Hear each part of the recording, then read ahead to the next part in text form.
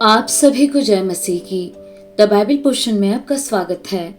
हमारा आज का वचन है दूसरा राजाओं की पुस्तक 11वां अध्याय। जब अहज्याह की माता अतल्याह ने देखा कि उसका पुत्र मर गया, तब उसने पूरे राजवंश को नष्ट कर डाला। परंतु यहोशेबा, जो राजा योराम की बेटी और अहज्याह की बहन थी, उसने अहज्याह के पुत्र योआश को घात होने वाले राजकुमारों के बीच में से चुराकर धाई समेत बिछौने रखने की कोठरी में छिपा दिया। और उन्होंने उसे अतल्याह से ऐसा छिपा रखा कि वह मारा न गया। वह उसके पास यहोवा के भवन में 6 वर्ष छिपा रहा और अतल्याह देश पर राज्य करती रही। 7वें वर्ष में यहोयादा ने अंगरक्षकों और पहरुओं के शतपतियों को बुला भेजा और उनको यहोवा के भवन में अपने पास ले आया और उनसे वाचा बांधी और यहोवा के भवन में उनको शपथ खिलाकर उनको राजपुत्र दिखाया। और उसने उन्हें आज्ञा दी, एक काम करो, अर्थात तुम में से 1/3 लोग जो विश्राम दिन को आने वाले हों, वे राजभवन का पहरा दे, और 1/3 लोग सूर नामक फाटक में ठहरे रहें, और 1/3 लोग पहरुओं के पीछे के फाटक में रहें। यो तुम भवन की चौकसी करके लोगों को रोके रहना।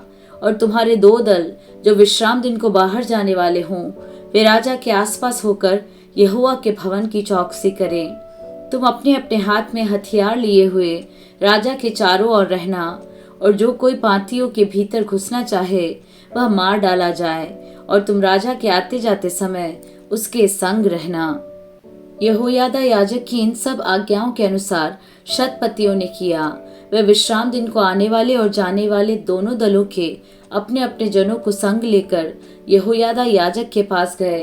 तब याजक ने शतपतियों को राजा दाऊद के बर्छे और ढाले जो यहोवा के भवन में थी दे दी। इसलिए वे पहरुए अपने अपने हाथ में हथियार लिए हुए भवन के दक्षिणी कोने से लेकर उत्तरी कोने तक वेदी और भवन के पास राजा के चारों ओर उसको घेर कर खड़े हुए। तब उसने राजकुमार को बाहर लाकर उसके सिर पर मुकुट और साक्षी पत्र रख दिया। तब लोगों ने उसका अभिषेक करके उसको राजा बनाया। फिर ताली बजा बजा कर बोल उठे, राजा जीवित रहे।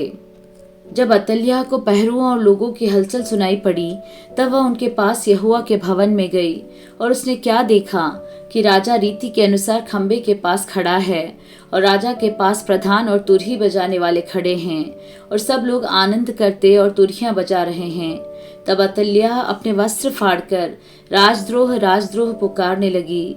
तब यहोयादा याजक ने दल के अधिकारी शतपतियों को आज्ञा दी, उसे अपनी पातियों के बीच से निकाल ले जाओ, और जो कोई उसके पीछे चले उसे तलवार से मार डालो, क्योंकि याजक ने कहा वह यहोवा के भवन में न मार डाली जाए। इसलिए उन्होंने दोनों ओर से उसको जगह दी, और वह उस मार्ग के बीच से चली गई जिससे घोड़े राजभवन में जाया करते थे, और वहां वह मार डाली गई। तब यहोयादा ने यहोवा के और राजा प्रजा के बीच यहोवा की प्रजा होने की वाचा बंधाई, और उसने राजा और प्रजा के मध्य भी वाचा बंधाई। तब सब लोगों ने बाल के भवन को जाकर ढा दिया, और उसकी वेदियां और मूर्तें भली भांति तोड़ दी, और मत्तान नामक बाल के याजक को वेदियों के सामने ही घात किया। तब याजक ने यहोवा के भवन पर अधिकारी ठहरा दिए। तब वह शतपतियों, अंगरक्षकों और पहरुओं और सब लोगों को साथ लेकर राजा को यहोवा के भवन से नीचे ले गया, और पहरुओं के फाटक के मार्ग से राजभवन को पहुंचा दिया। राजा राजगद्दी पर विराजमान हुआ। तब सब लोग आनंदित हुए और नगर में शांति हुई।